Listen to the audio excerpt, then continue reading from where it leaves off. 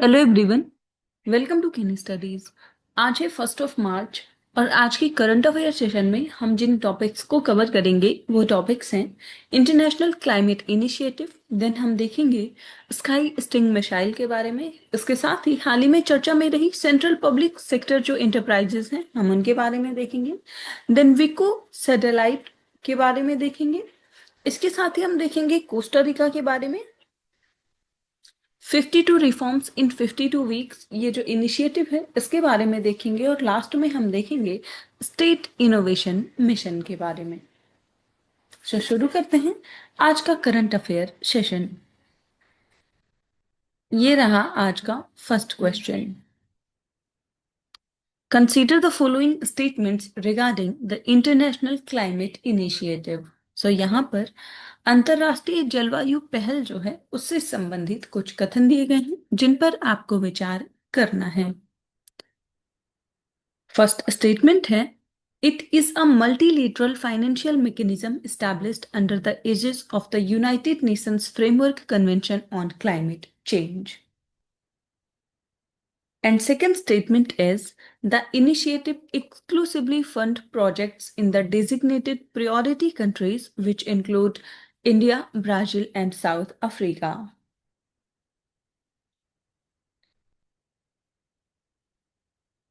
Third statement है, a core focus of the IKI is ecosystem-based adaptation, which utilizes natural processes to improve community resilience against climate risk.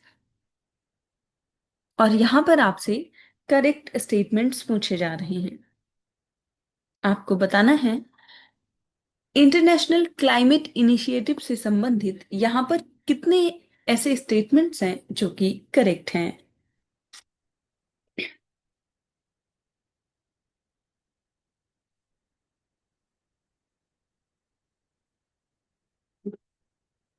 और इस question में आपका correct option हो जाएगा option A. सो यहाँ पर केवल एक ही स्टेटमेंट करेक्ट है और वो है थर्ड स्टेटमेंट, जबकि फर्स्ट और सेकंड स्टेटमेंट यहाँ पर इनकरेक्ट है। सो ये जो इंटरनेशनल क्लाइमेट इनिशिएटिव है ये एक इनिशिएटिव है जर्मन गवर्नमेंट का, ये आप ध्यान रखेंगे। और अगर हम फंडिंग की बात करें, जो प्रोजेक्ट से रिलेटेड फंडिंग होगी, तो ये ओवर 150 कंट्रीज को अपनी फंडिंग प्रोवाइड करता है। हालांकि जो इसकी प्रायोरिटी कंट्रीज हैं उनकी संख्या है 14। आप यहाँ डिटेल में देख सकते हैं। The International Climate Initiative is a critical instrument of the German government, not UNFCCC, although it supports goals like the Paris Agreement's NDCs. So there are 14 priority countries, including India, China, and Mexico, that receive significant focus, and the IKI funds project in over 150 countries. So the funding is not exclusive to priority nations, but seeks a broad impact across developing and emerging economies. Ecosystem-based adaptation is a signature feature of IKI. It emphasizes nature-based solutions such as forest restoration or wetland protection to mitigate disasters like floods and heat waves.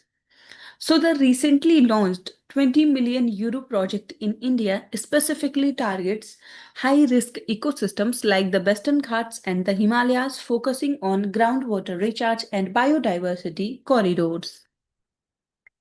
So this highlights IKI's consortium-based funding model, which brings together NGOs, research institutes, and the private sector to ensure multidisciplinary expertise in climate resilience and biodiversity conservation. आपने देखा कि ये जो international climate initiative है ये initiative है German government का और इसको एस्टैब्लिश किया गया था 2008 में।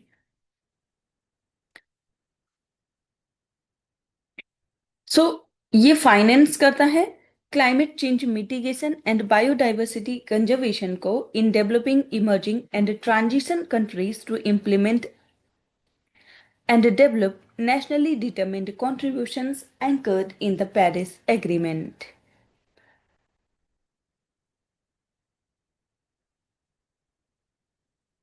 बढ़ते हैं नेक्स्ट क्वेश्चन की ओर।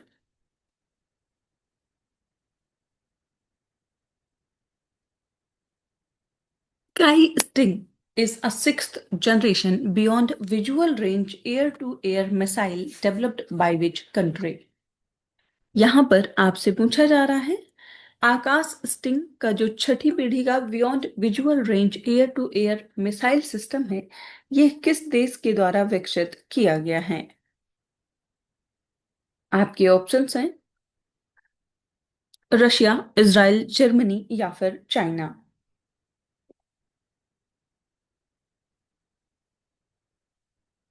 आपको बताना है हाल ही में चर्चा में रहा जो स्काई स्टिंग मिसाइल है, इसको किस देश ने विकसित किया है?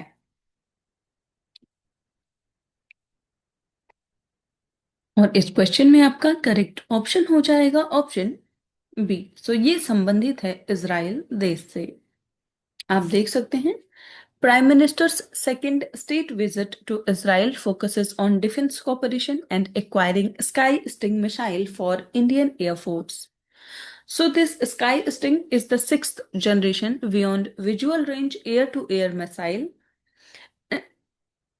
It is developed by Rafale Advanced Defense System Limited, an Israeli defense technology company. So it is lightweight and can be fitted on Tejas Mk1 and Sukhoi 30 Mki fighter jets. So it has a strike range of about 250 kilometers and it uses a 3-pulse solid fuel rocket motor and can reach speeds above Mach 5.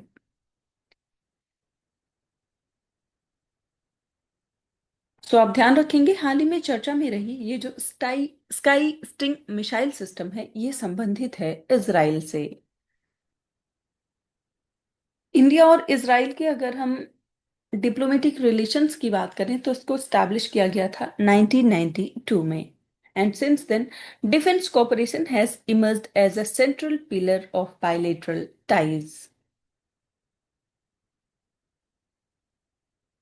बढ़ते हैं next question की ओर।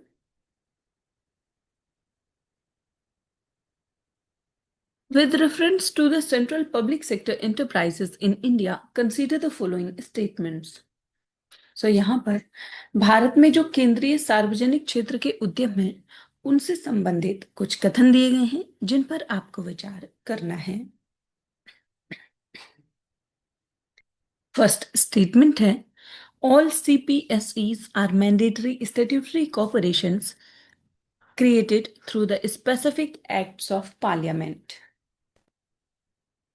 And the second statement is the classification of CPSEs into different schedules is primarily used to determine the pay scales of board level executives. And the third statement is a company is classified as a CPSE only if the direct holding of the central government is 100%. और यहां पर आपसे correct statements पूछे जा रहे हैं। आपको बताना है जो सेंट्रल पब्लिक सेक्टर एंटरप्राइजेस होती हैं उनसे संबंधित यहां पर कितने ऐसे स्टेटमेंट्स हैं जो कि करेक्ट हैं।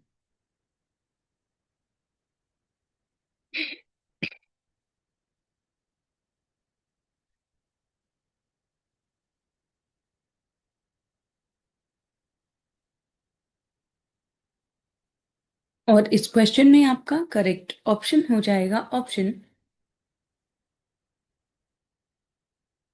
ए। सो यहां पर केवल एक ही स्टेटमेंट करेक्ट है, वो है सेकेंड स्टेटमेंट, जबकि जो फर्स्ट और थर्ड स्टेटमेंट है वो इनकरेक्ट है। सो थर्ड स्टेटमेंट इनकरेक्ट है क्योंकि यहाँ पर जो सेंट्रल गवर्नमेंट की होल्डिंग होती है वो होती है 51% और मोर। और फर्स्ट स्टेटमेंट इनकरेक्ट है क्योंकि यहाँ पे ये जो मैंडेटरी स्टैट्यूटरी कॉर्पोरेशंस कहा गया है ये नहीं होगा। आप देख सकते हैं CPSEs can be incorporated either under the Companies Act 2013 or created as statutory corporations through specific acts of parliament. So they are not mandatorily statutory. The Department of Public Enterprises classifies entities into schedules A, B, C, and D to streamline management and determine industrial dearness allowances pay scales for the chairman, managing director, and board members. So, CPSE is defined as a company where the direct holding of the central government is 51% or more, not necessarily 100%. So, this categorization system was introduced in 1965 to create a hierarchy based on operational size and strategic importance. So, upgrading an entity like the National Small Industries Corporation to Schedule A grants it higher financial and operational autonomy, reflecting its consistent performance and potential to become a global player. So, this allows the board to take more robust decisions without frequent ministerial intervention. सो आपने देखा कि ये जो central public sector enterprises होती हैं ये एक company होती हैं majority owned and controlled by the government of India with at least 51% of its share held by the central government either directly or indirectly through the other CPSEs. इसके साथ ही इनका classification जो किया जाता है वो महारत्ना, नवरत्ना और मिनी रत्ना में किया जाता है, ये भी आप ध्यान रखेंगे।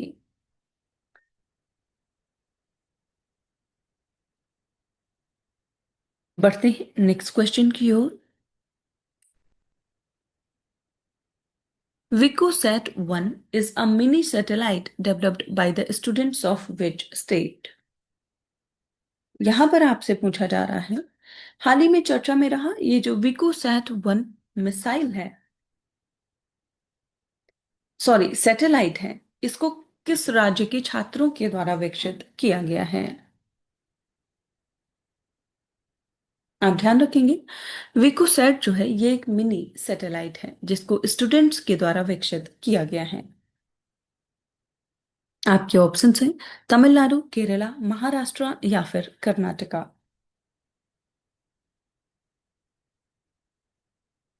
और इस क्वेश्चन में आपका करेक्ट ऑप्शन हो जाएगा option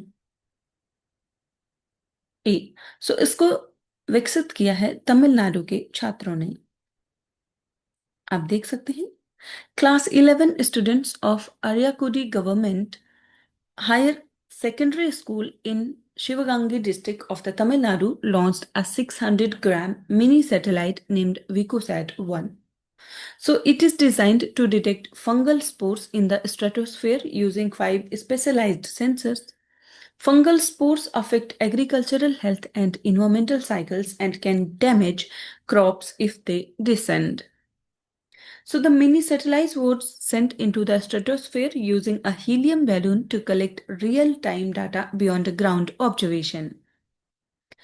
Students developed it in 6 months with the adhesive surfaces to capture air samples, and it reached 21 kilometer height in the stratosphere, the second atmospheric layer.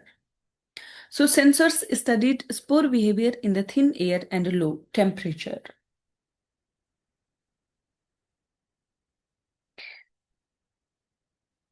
बढ़ते हैं नेक्स्ट क्वेश्चन की ओर।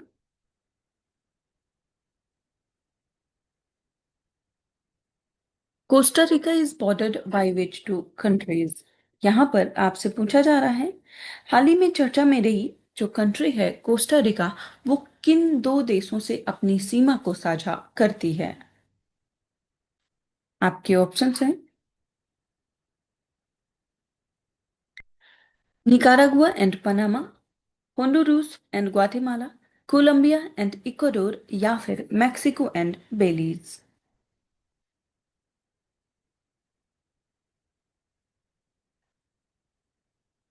आपको बताना है कोस्टा रिका जो है वो किन दो कंट्रीज से अपना बॉर्डर शेयर करती है। और इस क्वेश्चन में आपका करेक्ट ऑप्शन हो जाएगा ऑप्शन ए। सो ये अपना बॉर्डर शेयर करती है निकारागुआ और पनामा से। आप देख सकते हैं।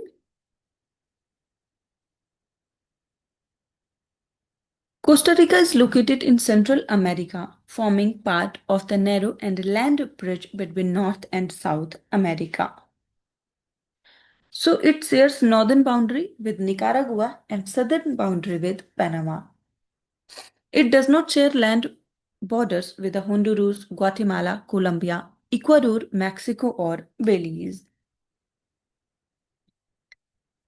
So it lies between the Pacific Ocean in west and the Caribbean Sea in east, enhancing its geopolitical and trade importance. आप ध्यान रखेंगे, कोस्टा रिका को officially Republic of Costa Rica के नाम से जानते हैं। कोस्टा रिका की जो कैपिटल है वो है सैन जोस और यहाँ की ऑफिशियल लैंग्वेज है स्पेनिश। बढ़ते हैं नेक्स्ट क्वेश्चन की ओर। The E-Railway Claims Tribunal system was launched under which initiative of the Indian Railways? यहां पर आपसे पूछा जा रहा है, भारतीय रेलवे की किस पहल के तहत ई रेलवे क्लेम्स ट्राइब्यूनल प्रणाली को शुरू किया गया है? आपके ऑप्शंस हैं digital India rail mission, mission रफ्तार, 52 रिफॉर्म्स इन 52 वीक्स या फिर रेल सुरक्षा अभियान।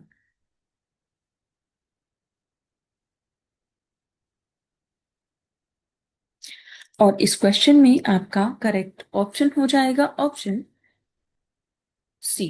सो ई रेल क्लेम्स ट्राइब्यूनल जो है इसको लॉन्च किया गया है under the initiative 52 reforms in 52 weeks.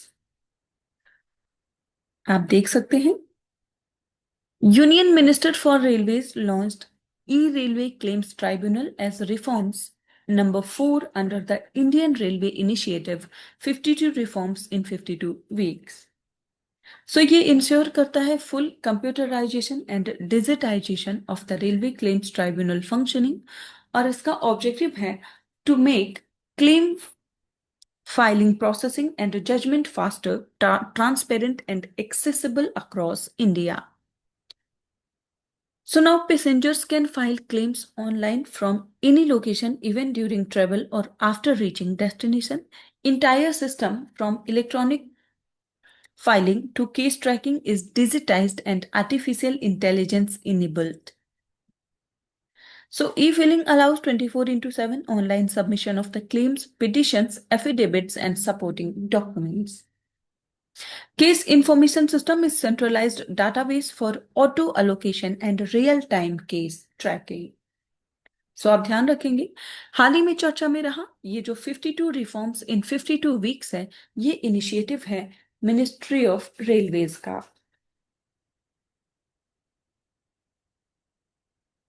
बढ़ते हैं नेक्स्ट क्वेश्चन की ओर।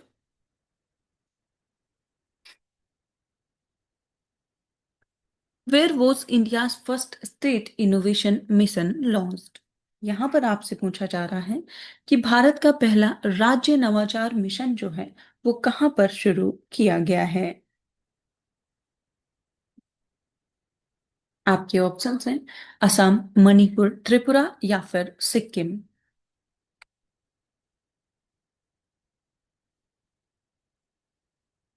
और इस क्वेश्चन में आपका करेक्ट ऑप्शन हो जाएगा ऑप्शन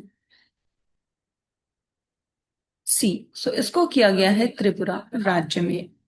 आप देख सकते हैं अटल innovation mission under NITI Aayog launched India's first state innovation mission in Tripura and it is part of the Atal Innovation Mission 2.0 under state support mission framework.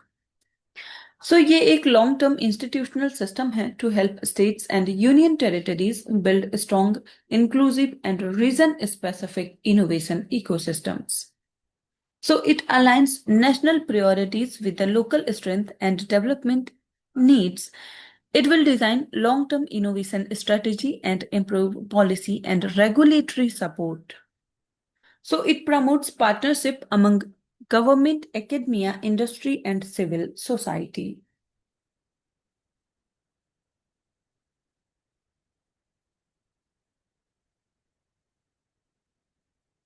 So Atal innovation mission की बात करें तो ये एक फ्लैगशिप इनिशिएटिव है नीति आयोग का जिसको शुरू किया गया था 2016 में।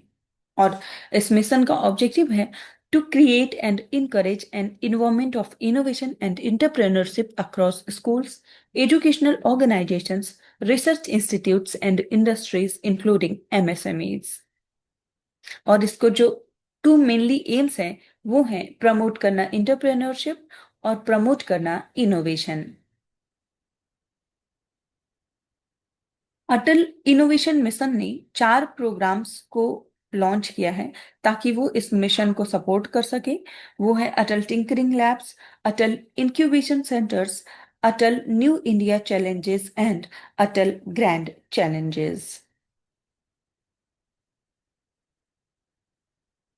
सो आज के करंट अफेयर सेशन में इतना ही। Thank you for watching. Do like, share and subscribe.